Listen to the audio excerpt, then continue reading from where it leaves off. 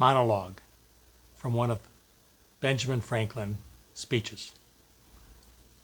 Mr. President, I confess that there are several parts of this Constitution which I do not present approve, but I am not sure I shall never approve them. For having lived long, I have experienced many instances of being obliged by better information or fuller consideration to change opinions even on important subjects, which I once thought right, but found to be otherwise.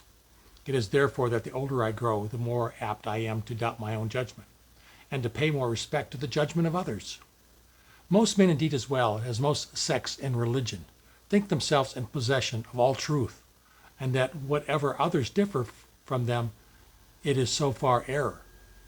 Steele, a Protestant, in a dedication tells the Pope that the only difference between our churches, in their opinions of the certainty of their doctrines, is the Church of Rome is infallible and the Church of England is never wrong.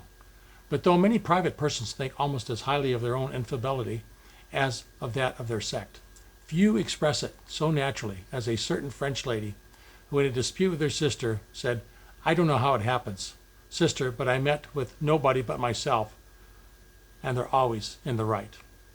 And these sentiments, sir, I agree to the Constitution with all its faults, if they are such, because I think a general government necessary to us, and there is no form of government but what may be a blessing to the people, if well administered, and believe further that this is likely to be well administered for a course of years, and can only end in despotism, as other forms have done before it. When the people shall become so corrupted as to need despotic government, being incapable of any other, I doubt too whether any other convention we can obtain may be able to make a better constitution. For when you assemble a number of men to have the advantages of their joint wisdom, you inevitably interest and their selfish views. From such an assembly can a perfect production be expected. It therefore astonishes me, sir, to find that this system approaching so near to perfection as it does, and I think it will astonish our Babel, that our states are on the point of separation, only to meet hereafter for the purpose of cutting one another's throats. Thus I consent, sir, to this Constitution, because I expect no better, because I am not sure that it is not the best. The opinions I had of its errors, I sacrificed to the public good. I have never whispered a syllable of them abroad. Within these walls they were born, and here they shall die.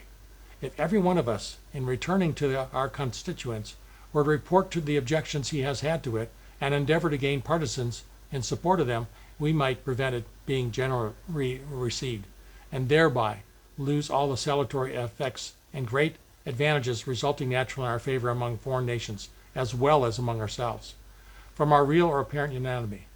Much opinion on the general opinion of the goodness of the government, as well as the wisdom and integrity of its governors.